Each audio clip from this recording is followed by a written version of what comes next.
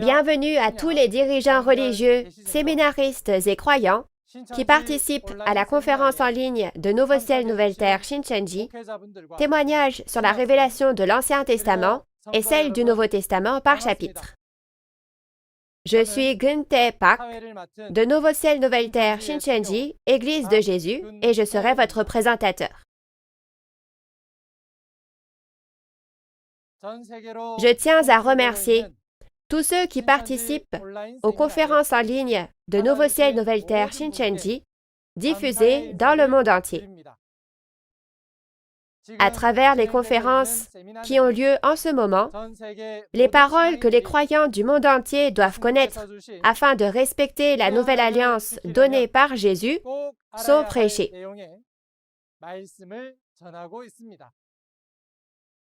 Je prie pour que ce soit pour vous tous, participants du monde entier, un temps précieux au cours duquel vous obtiendrez une grande grâce ainsi que la réalisation. Tout d'abord, nous rendrons grâce et gloire à Dieu qui nous a accordé la parole de vie. Et pour ce faire, nous allons commencer par prier tous ensemble. Dieu notre Père, envers qui nous sommes reconnaissants, nous vous remercions sincèrement de ce que nous sommes devenus un dans la vérité à travers le témoignage de la révélation de l'Ancien Testament et celle du Nouveau Testament par chapitre, et d'avoir ouvert le chemin du royaume des cieux en nous faisant réaliser la véritable volonté de Dieu et de Jésus. Aujourd'hui, en ce temps, de nombreux croyants du monde entier sont venus devant la parole. S'il vous plaît, guidez-nous afin que ce soit un temps débordant d'espoir et de grâce à travers votre précieuse parole comme l'eau de la vie. Nous vous prions de remplir du Saint-Esprit l'instructeur qui prêchera la parole et de faire en sorte qu'au cours de ce temps, tous ceux qui écoutent réalisent clairement à propos du royaume des cieux.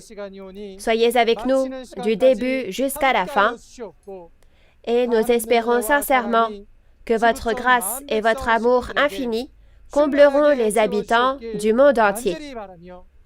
Nous avons prié au nom de Jésus qui est la vie. Amen. C'est maintenant le temps le plus important, celui d'écouter la parole de vie.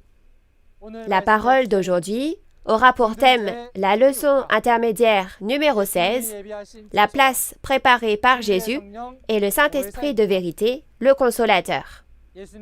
Connaissez-vous les deux promesses principales que Jésus a faites lorsqu'il est parti il y a 2000 ans? La conférence d'aujourd'hui témoignera de ces deux promesses que nous devons à tout prix connaître. Alors je prie pour que vous soyez tous bénis en gardant correctement la parole dans votre cœur, en la réalisant et en respectant la promesse.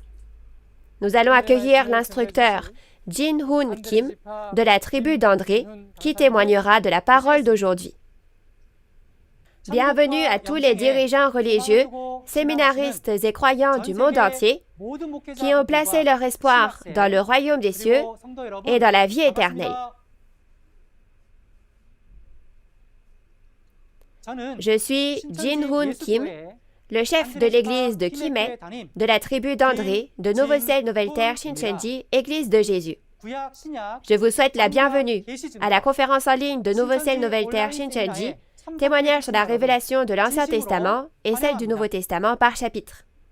Le thème de la parole que nous allons méditer ensemble aujourd'hui est la leçon intermédiaire numéro 16, la place préparée par Jésus et le Saint-Esprit de vérité, le Consolateur.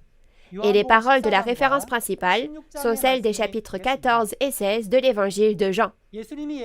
Les dirigeants religieux ont beaucoup lu la Bible. Donc, certains connaissent peut-être déjà à propos de la place que Jésus a préparée et du Saint-Esprit de vérité, le Consolateur, et certains ne connaissent peut-être pas, mais j'espère que vous écouterez la conférence que je vais donner et que nous pourrons ensemble apprendre à connaître la volonté de Dieu durant ce temps. Maintenant, regardons les deux promesses principales que Jésus a faites quand il est parti dans Jean chapitre 14, qui est notre référence principale. Jésus, qui est venu au premier avènement il y a environ 2000 ans, a dit dans Jean chapitre 14 qu'il irait préparer une place et a promis à ses disciples qu'il reviendrait après l'avoir préparée. Et en partant, Jésus a également promis d'envoyer le Saint-Esprit de vérité, le Consolateur. Parce que Jésus est parti, il a dit qu'il enverrait un autre Consolateur à sa place, n'est-ce pas? C'est une prophétie qui s'accomplira aujourd'hui, au second avènement, environ 2000 ans plus tard. La raison pour laquelle cette prophétie a été écrite, comme il est dit dans Jean chapitre 14, 29, est pour que lorsque ce qui a été prophétisé s'accomplit, nous puissions voir et croire. Maintenant, regardons à propos de la place que Jésus a préparée.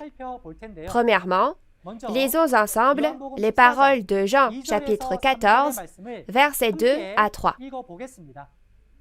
« Il y a plusieurs demeures dans la maison de mon Père. Si cela n'était pas, je vous l'aurais dit, je vais vous préparer une place. Et lorsque je m'en serai allé, et que je vous aurai préparé une place, je reviendrai, et je vous prendrai avec moi, afin que là où je suis, vous y soyez aussi. » La première promesse que Jésus a faite quand il est parti était qu'il allait préparer une place pour que les croyants y demeurent. Si tel est le cas, pour qui donc est cet endroit qu'il a préparé? Si vous regardez les paroles de Jean chapitre 14, verset 23, il est allé préparer une place pour les fidèles qui gardent les commandements de Jésus, c'est-à-dire la nouvelle alliance, n'est-ce pas? Alors, où est la place que Jésus est allé préparer? Dans Matthieu chapitre 6, verset 10, il est dit que ta volonté soit faite sur la terre comme au ciel. Voyons d'abord quelle est la place qu'il a préparée et qui est accomplie dans le ciel. Lisons ensemble les paroles d'Apocalypse chapitre 21, versets 1 à 3. « Puis je vis un nouveau ciel et une nouvelle terre, car le premier ciel et la première terre avaient disparu, et la mer n'était plus. Et je vis descendre du ciel d'auprès de Dieu la ville sainte, la nouvelle Jérusalem, préparée comme une épouse qui s'est parée pour son époux. Et j'entendis du trône une forte voix qui disait, « Voici le tabernacle de Dieu avec les hommes. Il habitera avec eux, et ils seront son peuple, et Dieu lui-même sera avec eux. » La place que Jésus a préparée est la ville sainte, la nouvelle Jérusalem, qui descend du ciel dans Apocalypse chapitre 21. Jésus est monté au ciel et a appelé la place qu'il a préparée la nouvelle Jérusalem. Il y a donc le mot « nouvelle », n'est-ce pas? Alors, pourquoi s'appelle-t-elle la nouvelle Jérusalem? C'est parce que ce n'est pas celle du temps de Moïse et que ce n'est pas l'ancienne chose, c'est-à-dire du temps de l'Ancien Testament, mais c'est quelque chose de nouveau. En d'autres termes, comme on le voit dans Apocalypse 21, il est dit que le nom des 12 apôtres sont écrits sur les pierres de fondation de la ville sainte, la Nouvelle Jérusalem. Donc, Jésus a créé la Nouvelle Jérusalem en prenant ses 12 disciples comme pierres de fondation. Parce que les 12 disciples ne sont pas chair, mais esprit, cette Nouvelle Jérusalem est l'organisation spirituelle que Jésus a créée, le royaume des cieux du monde spirituel. Alors Jésus a clairement promis qu'il reviendrait lorsque cette place serait préparée. Où viendra-t-il exactement? Dans Matthieu chapitre 6, verset 10, il est dit que cela s'accomplira sur cette terre comme au ciel. L'endroit où cette prophétie s'est accomplie est la réalité de l'endroit où la place viendra, n'est-ce pas? Pour comprendre cela, dans Apocalypse 21, versets 1 à 3, il est dit que la ville sainte, la nouvelle Jérusalem, descendra du ciel d'auprès de Dieu et que le tabernacle de Dieu sera avec les hommes. Ainsi, l'endroit où cette ville sainte, la nouvelle Jérusalem, vient est le nouveau ciel et la nouvelle terre d'Apocalypse 21, verset 1. Et ce nouveau ciel et cette nouvelle terre sont les 12 tribus de Nouveau Ciel, Nouvelle Terre, Shincheonji, créées selon la promesse d'Apocalypse 7. Cet endroit fait donc référence aux 12 tribus de Nouveau Ciel, Nouvelle Terre, Shincheonji, recréées dans Apocalypse 7, en moissonnant et en scellant ceux qui sont nés de la semence de Dieu, après que le premier ciel et la première terre ont été jugés dans Apocalypse 6 et ont pris fin. En d'autres termes, au second avènement, 12 tribus sont créées sur cette terre, et puisque Dieu et le royaume des cieux viennent à cet endroit, le nouveau ciel et la nouvelle terre, les 12 tribus de Nouveau Ciel, Nouvelle Terre, Shincheonji, représentent le lieu où la place que Jésus a préparée descendra.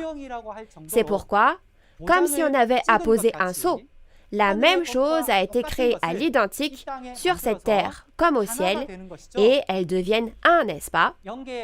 La ville sainte, la nouvelle Jérusalem, le royaume des cieux du monde spirituel, vient aux 12 tribus, et elles deviennent un. Cela ne signifie-t-il pas qu'appartenir aux 12 tribus, c'est entrer au royaume des cieux? J'espère que vous trouverez les 12 tribus du royaume de Dieu créées sur cette terre comme au ciel et y appartiendrez, et que vous réaliserez tous votre espoir qui est le royaume des cieux. De plus, les 12 tribus sont les 144 000 qui ont été scellés dans Apocalypse 7, et dans Apocalypse 14, il est écrit que ce sont ceux qui ont le nom de Dieu et de Jésus gravés sur leur front et les premiers fruits mûrs qui ont été moissonnés. Alors, où est l'endroit où ces derniers sont rassemblés? Cet endroit est la montagne de Sion dans Apocalypse 14. Comme on le voit dans Apocalypse 14, versets 1 à 3, Jésus se tenait sur la montagne de Sion et avec lui 144 000 personnes. Et puisqu'il est dit qu'il chante le nouveau cantique devant le trône, nous pouvons savoir que le trône de Dieu se trouve sur la montagne de Sion. En d'autres termes, nous pouvons savoir que la ville sainte, la nouvelle Jérusalem, le royaume des cieux du monde spirituel, qui est le trône de Dieu, est descendu sur la montagne de Sion, n'est-ce pas? Dieu a quitté l'endroit qui appartient à la terre et est devenu chair, et est venu vers les 144 000 qui ont été scellés du sceau de Dieu sur la montagne de Sion. Ce que Dieu avait prévu d'accomplir dans l'Apocalypse de Jean et l'endroit où il a dit qu'il viendrait sont les 12 tribus scellées d'Apocalypse 7 et d'Apocalypse 14. Par conséquent, c'est le lieu où viendra la place préparée dans Jean, chapitre 14. De plus, dans Matthieu, chapitre 25, Jésus a promis qu'il y aura ceux qui hériteront du royaume préparé depuis la fondation du monde lorsque Jésus reviendra. Alors lisons ensemble Matthieu 25, versets 31 à 34, pour voir qui sont ceux qui en héritent. Lorsque le Fils de l'homme viendra dans sa gloire avec tous les anges, il s'assiera sur le trône de sa gloire. Toutes les nations seront assemblées devant lui. Il séparera les uns d'avec les autres, comme le berger sépare les brebis d'avec les boucs, et il mettra les brebis à sa droite et les boucs à sa gauche. Alors le roi dira à ceux qui seront à sa droite, « Venez, vous qui êtes bénis de mon Père, prenez possession du royaume qui vous a été préparé dès la fondation du monde. » Comme les paroles que nous avons lues, ceux qui hériteront du royaume préparé sont les croyants comme des brebis qui se tiennent à la droite de Dieu. Le royaume préparé, hérité, est la place que Jésus est allé préparer dans Jean chapitre 14. Et Jésus est allé préparer cette place pour eux, n'est-ce pas? Alors, quelles sont les qualifications à avoir pour entrer dans le royaume des cieux où viendra la place préparée? Il faut d'abord agir selon la volonté de Dieu et il faut renaître d'eau et d'Esprit Saint, n'est-ce pas? De plus, il faut naître de la semence de Dieu, être moissonné, scellé et appartenir aux 12 tribus, le royaume de Dieu. Et seuls ceux qui ont leur nom écrit dans le livre de vie des 12 tribus, le royaume de Dieu, et ont lavé leurs robes, c'est-à-dire les vêtements de leur cœur, dans la parole révélée limpide comme du cristal, peuvent entrer au royaume des cieux, la ville sainte. De plus, dans Apocalypse chapitre 22, versets 18 à 19, il est écrit que si l'on ajoute ou retranche à l'Apocalypse, la Nouvelle Alliance, on ne peut pas entrer au royaume des cieux. Si l'on aime Dieu et que l'on espère aller au royaume des cieux, il ne faut pas dire que l'on aime seulement avec sa bouche. Mais on ne doit ni ajouter ni retrancher à la Nouvelle Alliance. Et ne devrions-nous pas croire en la Nouvelle Alliance et sa réalité accomplie, la garder et devenir des personnes qui agissent selon cette dernière? Dirigeants religieux, séminaristes et croyants du monde entier, je prie au nom de Jésus que nous ayons tous les qualifications pour entrer au royaume des cieux et que nous devenions des croyants comme des brebis qui vivent ensemble dans la place promise dans la Bible.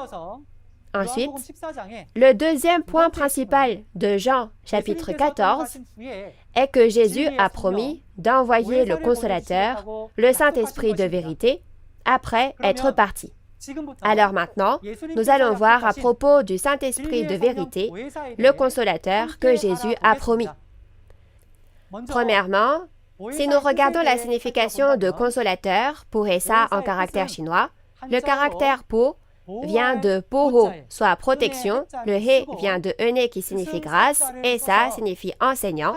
Donc Pohesa, soit le consolateur, signifie l'enseignant qui protège le peuple de Dieu avec grâce. Pour mieux comprendre cela, lisons ensemble 1 Jean, chapitre 2, verset 1.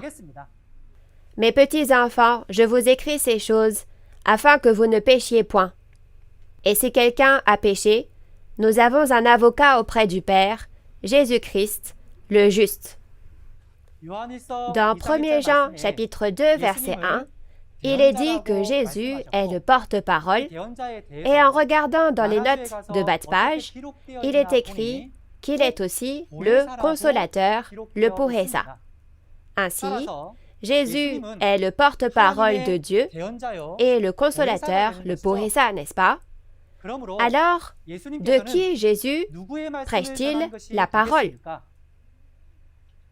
Dans Jean 14, verset 24, Jésus a dit, « Et la parole que vous entendez n'est pas de moi, mais du Père qui m'a envoyé. » Nous pouvons donc bien voir que Jésus est venu il y a environ 2000 ans en ayant la mission de consolateur, le Pohesa, c'est-à-dire celle du porte-parole qui prêche la parole de Dieu, n'est-ce pas? Si vous regardez dans Luc chapitre 1, verset 17, il est écrit qu'au premier avènement, Jean-Baptiste est venu avec l'esprit et la puissance d'Élie. C'est parce que l'esprit d'Élie est venu à Jean-Baptiste qu'il a accompli sa mission en tant qu'Élie. Tout comme Jean-Baptiste est venu avec l'esprit et la puissance d'Élie, alors au nom de qui Jésus est-il venu? C'est exact. Il est venu au nom de Dieu, n'est-ce pas? Pour comprendre cela, si vous regardez Jean chapitre 5, verset 43, il est écrit que Jésus est venu au nom de Dieu. Alors dire qu'il est venu au nom de Dieu signifie que Jésus a été envoyé par Dieu et sa mission était de prêcher la parole de Dieu. En d'autres termes, au premier avènement, Jésus était le porte-parole de Dieu qui est venu prêcher la parole de Dieu. De ce fait, comme il est dit dans Jean chapitre 13, verset 20, accepter Jésus au premier avènement, c'est accepter Dieu. Et ne pas accepter Jésus revient à ne pas accepter Dieu. De plus, dans Jean chapitre 15, verset 23, il est dit que haïr Jésus, c'est haïr Dieu. Donc, pour ceux qui n'ont pas accepté Jésus et l'ont persécuté en ce temps-là, ce qu'ils ont fait revenait à persécuter Dieu. De la même manière, les paroles du pasteur porte-parole sont les paroles de Dieu. Donc, j'espère qu'en écoutant et en obéissant aux paroles du porte-parole que Dieu a envoyé, vous obtiendrez tous le salut. Jusqu'à présent, nous avons vu le contenu concernant Jésus, le consolateur du premier avènement. Désormais, nous allons en apprendre davantage sur l'autre consolateur que Jésus a promis d'envoyer au second avènement. J'espère que vous serez concentrés et écouterez attentivement, car c'est le contenu le plus important parmi tout ce que nous apprendrons aujourd'hui. Alors, lisons ensemble les paroles de Jean, chapitre 14, versets 16 à 17, qui décrivent l'autre consolateur. « Et moi, je prierai le Père, et il vous donnera un autre consolateur, afin qu'il demeure éternellement avec vous. L'Esprit de vérité, que le monde ne peut recevoir, parce qu'il ne le voit point et ne le connaît point. Mais vous, vous le connaissez, car il demeure avec vous, et il sera en vous. » Dans Jean chapitre 14, verset 16, Jésus a dit qu'il nous enverrait un autre consolateur. Mais pourquoi a-t-il dit un autre consolateur et non juste le consolateur? La raison en est que Jésus, qui est le consolateur du premier avènement, est parti, donc il nous a promis qu'il enverrait un autre consolateur. Il a aussi dit qu'il est l'Esprit de vérité. La parole de Dieu étant la vérité, nous pouvons savoir qu'il s'agit de l'Esprit qui apporte la parole de vérité. Mais il ne s'agit pas d'un esprit invisible, volant dans les airs ici et là, qui enseignera aux personnes la parole de vérité, n'est-ce pas? Comme il est dit dans Jean chapitre 14, verset 17, l'Esprit Saint du Consolateur demeure en vous, c'est-à-dire dans l'homme. Par conséquent, l'Esprit porte-parole ne va pas de lui-même prêcher directement la parole aux hommes, mais Jésus a dit que l'Esprit de vérité demeurera en quelqu'un et prêchera. Ainsi, lorsque l'on parle du porte-parole, soit le consolateur, il y a le consolateur esprit et le consolateur chair. Comme il y a le consolateur chair, il y a le porte-parole chair, n'est-ce pas? Le consolateur esprit est donc l'Esprit de vérité qui prêche la parole de Dieu, et le consolateur chair, avec qui l'Esprit de vérité est le pasteur que Dieu a choisi, qui reçoit la parole de l'Esprit Saint consolateur et la prêche aux croyants, soit le messager de Jésus qu'il a envoyé dans les églises. C'est comme une bouteille dans laquelle l'on met de l'eau, elle devient une bouteille d'eau, et une bouteille dans laquelle l'on met du vin devient une bouteille de vin. Ainsi, la personne avec le consolateur esprit en elle devient le pasteur porte-parole envoyé par Jésus. Tout comme l'Esprit de Dieu qui était avec Jésus, le pasteur promis au premier avènement, a témoigné des prophéties de l'Ancien Testament et de leur accomplissement, aujourd'hui au second avènement aussi, l'Esprit de vérité est entré dans le pasteur promis du Nouveau Testament et le fait témoigner de la prophétie de l'Apocalypse et de son accomplissement.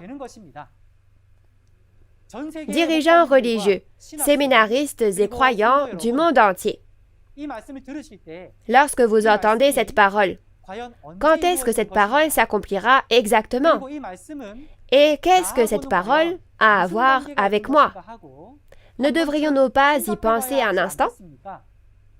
Tout comme Dieu a dit que Jésus, avec qui il était le porte-parole, soit le consolateur, le pasteur que Jésus a envoyé aujourd'hui, avec qui l'Esprit de vérité est le porte-parole chair et le consolateur chair. C'est le pasteur promis du Nouveau Testament. Alors, qui est exactement le porte-parole que nous devons trouver? Parmi les choses que nous apprenons aujourd'hui, ce contenu est très important. À l'époque dans laquelle nous vivons, le porte-parole, qui est l'intermédiaire entre nous et Dieu et Jésus, est le messager venu au nom de Jésus aujourd'hui, comme promis dans Jean chapitre 14, verset 26. Pour comprendre cela, lisons ensemble Jean chapitre 14, verset 26. Mais le Consolateur, l'Esprit Saint, que le Père enverra en mon nom, vous enseignera toutes choses et vous rappellera tout ce que je vous ai dit. Tout comme Jésus est venu au nom du Père, dans Jean 14, verset 26, il est promis que l'autre consolateur vient au nom de Jésus pour enseigner et rappeler tout ce que Jésus a dit. Le fait qu'un autre consolateur est venu au nom de Jésus signifie qu'il a été envoyé par Jésus, n'est-ce pas? Alors, que fait l'autre consolateur venu au nom de Jésus et de quoi témoigne-t-il? Pour comprendre cela, premièrement, comme nous l'avons vu dans les paroles de Jean 16, versets 13 à 15, le consolateur nous conduira dans toute la vérité.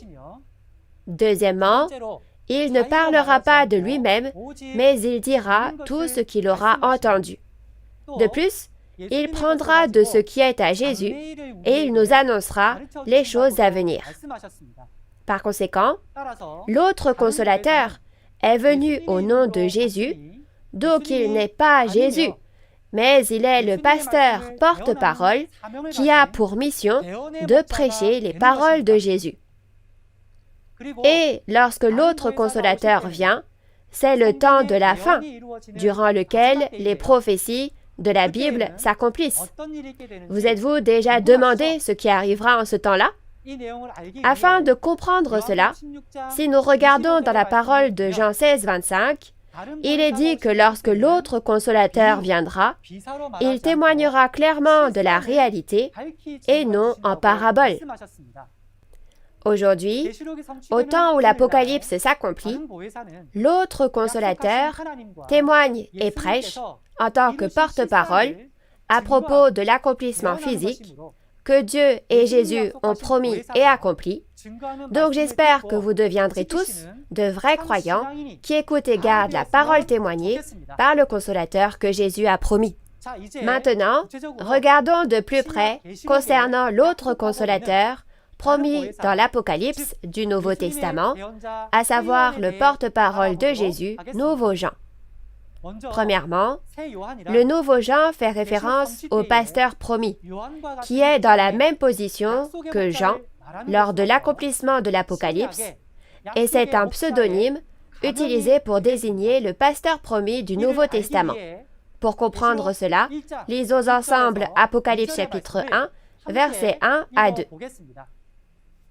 Révélation de Jésus-Christ, que Dieu lui a donné pour montrer à ses serviteurs les choses qui doivent arriver bientôt, et qu'il a fait connaître par l'envoi de son ange à son serviteur Jean, lequel a attesté la parole de Dieu et le témoignage de Jésus-Christ, tout ce qu'il a vu. Comme nous l'avons vu dans Apocalypse 1, verset 1, Dieu dit qu'il a envoyé un ange à son serviteur Jean et lui a donné l'ordre de montrer à ses serviteurs les choses qui doivent arriver bientôt. Ceci est le processus de délivrance de la révélation. Si nous regardons cela plus en détail, dans Apocalypse 5, versets 1 et ci-dessous, le livre scellé de 7 sceaux dans la main droite de Dieu est la parole de l'Apocalypse de Jean, dans laquelle les secrets de Dieu sont consignés. Aujourd'hui, le temps est venu, et Jésus a pris le livre scellé de 7 sceaux dans la main droite de Dieu, et en ouvrant les 7 sceaux un par un dans Apocalypse 6 et Apocalypse 8, il a accompli toutes les prophéties écrites dans le livre. Et le livre ouvert a été donné à manger à nouveaux gens par l'intermédiaire de l'ange dans Apocalypse 10. Et ensuite, après avoir reçu et mangé la parole, Nouveau Jean a vu et prêché tous les événements de tous les chapitres de l'Apocalypse qui se sont accomplis selon la parole. Par conséquent, ce Nouveau Jean est le seul qui a vu et entendu ce que Jésus a accompli en étant à ses côtés lorsqu'il a accompli. Et les serviteurs de Dieu qui ont reçu son témoignage de la parole révélée qu'il a prêchée sont les 144 000 et la multitude en blanc des 12 tribus d'Apocalypse 7. Il est dit dans Apocalypse 1, verset 2, que Nouveau Jean, le porte-parole de Jésus, qui leur prêche la parole, témoigne de la parole de Dieu et du témoignage de Jésus-Christ, c'est-à-dire de tout ce qu'il a vu. Par conséquent, seul ce Nouveau Jean, qui a vu et entendu et témoigne de la réalité de l'accomplissement de l'Apocalypse, est aujourd'hui le messager porte-parole de Jésus au second avènement. Et comme nous le voyons dans Apocalypse, chapitre 1, versets 9 à 20, Jésus, utilisant Nouveau Jean le vainqueur comme son préposé, a envoyé des lettres aux 7 messagers des 7 églises dans Apocalypse 2 et 3 en disant « Repentez-vous, combattez et vainquez les Nicolaïtes de Satan ». Aujourd'hui, le temps auquel l'Apocalypse s'accomplit, Nouveau Jean, qui a combattu et vaincu les Nicolaïtes de Satan, a reçu la manne qui était cachée et le caillou blanc, l'autorité de la verge de fer pour régner sur les nations et l'étoile du matin. Ce sont les bénédictions que Jésus a promis de donner à celui qui vaincra, ce pasteur qui a reçu les bénédictions promises dans Apocalypse 2 et 3, c'est le vainqueur, le pasteur promis. Là où se trouve le vainqueur, n'est-ce pas l'endroit où se trouvent Dieu et Jésus, ainsi que le royaume des cieux et le salut? De plus, si nous regardons les paroles d'Apocalypse 3, verset 12, il a été dit que le nom de Dieu, le nom de la nouvelle Jérusalem qui descend du ciel, et le nom nouveau de Jésus seront écrits sur Nouveau Jean, le vainqueur. De cela, nous pouvons savoir que Dieu, le royaume des cieux, et Jésus également, sont descendus sur le vainqueur, Nouveau Jean. Et dans Apocalypse 4, c'est ce Nouveau Jean qui est monté dans le monde spirituel du ciel, et ce Nouveau Jean est celui qui a combattu et vaincu avec le sang de Jésus, soit les paroles de Jésus et la parole de son témoignage dans Apocalypse 12. De plus, dans Apocalypse 22, verset 8, lorsque Jésus a accompli les événements de tous les chapitres de l'Apocalypse, il a dit que celui qui a vu et entendu à ses côtés est Nouveau Jean. Ce Nouveau Jean est le messager de Jésus qui a été envoyé aux églises, comme annoncé dans Apocalypse chapitre 22, verset 16. Par conséquent, en tant que messager de Jésus, Nouveau Jean ne parle pas selon ses pensées, mais témoigne seulement de ce qu'il a vu et entendu. Il est donc le porte-parole de Jésus. Écouter le messager porte-parole envoyé par Jésus signifie écouter la parole de Dieu et de Jésus. Et c'est apprendre la parole révélée de Jésus. C'est pourquoi, devenant la dernière trompette, le pasteur promis de Nouveau Ciel, Nouvelle Terre, Shincheonji, qui a été envoyé en tant que messager de Jésus et les 12 chefs de tribu sont en train de témoigner ensemble des prophéties des événements de tous les chapitres de l'Apocalypse et de leur accomplissement physique à tous les dirigeants religieux chrétiens du monde. Actuellement, les dirigeants religieux du monde entier écoutent ces choses et se montrent très réceptifs. De nombreuses églises, dénominations et écoles de théologie ont signé un protocole d'entente avec Nouveau Ciel, Nouvelle Terre, Shincheonji, et beaucoup demandent qu'on leur envoie un instructeur de Nouveau Ciel, Nouvelle Terre, Shincheonji. N'est-ce pas la preuve solide que l'autre consolateur que Jésus a promis, soit l'Esprit de vérité, est avec le pasteur promis de Nouveau Ciel, Nouvelle Terre, Shincheonji? Si vous voulez rencontrer Dieu et Jésus aujourd'hui, je prie au nom de Jésus pour qu'en rencontrant le vainqueur, le porte-parole de Jésus, avec qui Dieu et Jésus sont, vous écoutiez tous le témoignage de tous les chapitres de l'Apocalypse et trouviez la vérité. Maintenant, résumons la parole que nous avons vue aujourd'hui. Jésus a dit qu'il allait préparer une place pour les croyants qui respectaient la nouvelle alliance. La place préparée est la ville sainte, la nouvelle Jérusalem d'Apocalypse 21, soit le royaume des cieux du monde spirituel, où Jésus a fait des 12 disciples les pierres de fondation. Et le lieu où Dieu et la ville de la nouvelle Jérusalem viendront sur cette terre est le nouveau ciel et la nouvelle terre, où le peuple de Dieu vivra. C'est la place où nous demeurerons, qui est accomplie sur cette terre comme au ciel, et c'est le royaume des cieux que nous devons à tout prix trouver.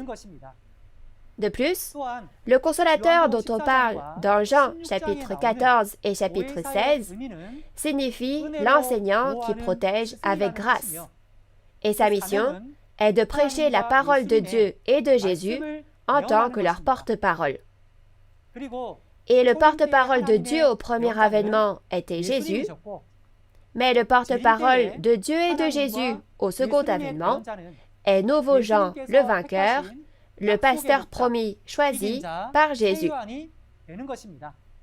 Enfin, le royaume de Dieu établi à travers le porte-parole de Jésus fait référence aux 12 tribus de Nouveau Ciel, Nouvelle Terre, Shincheonji, le nouveau royaume et le nouveau peuple, et ces 12 tribus représentent le nouveau royaume de Dieu, recréé en moissonnant et en scellant ceux qui sont nés de la semence de Dieu, comme dans Apocalypse 7, 14 et 21. Je prie au nom de Jésus que les dirigeants religieux, les séminaristes et les croyants du monde entier trouvent le pasteur porte-parole promis par Jésus, réalisent le sens de la parole, la gardent et reçoivent toutes les bénédictions promises. Enfin, dans le sens où nous devenons un en Dieu, en Jésus et en la parole, clamons ensemble: nous sommes un en Dieu et en Jésus. We are one. Nous sommes un.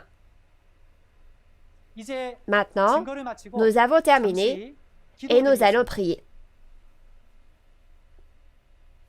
Dieu notre Père qui est saint, le Très-Haut, nous vous remercions sincèrement d'avoir envoyé le pasteur promis sur cette terre selon la promesse de la Bible en ce temps de la fin et d'avoir accompli la prophétie du Père selon la promesse de la Bible. Nous vous remercions sincèrement de nous avoir permis, à nous qui étions séparés du Père à cause du péché, d'être restaurés par le sang de Jésus et d'avoir accompli toutes les prophéties à travers le pasteur promis au temps de la fin. Maintenant, afin de restaurer notre relation avec Dieu qui a été rompue, aidez-nous à témoigner des paroles du témoignage de la révélation de l'Ancien Testament et celle du Nouveau Testament par chapitre, et aider les personnes du monde entier à écouter cette parole révélée et à venir devant le vrai Dieu. Aujourd'hui, en utilisant les paroles de Jean, chapitre 14 et chapitre 16 comme référence principale, nous avons témoigné du consolateur et de l'autre consolateur. Aidez tous les dirigeants religieux, séminaristes et croyants qui écoutent cette parole aujourd'hui à réaliser la parole révélée de la vraie vérité en écoutant cette parole et à devenir un avec la parole de vérité.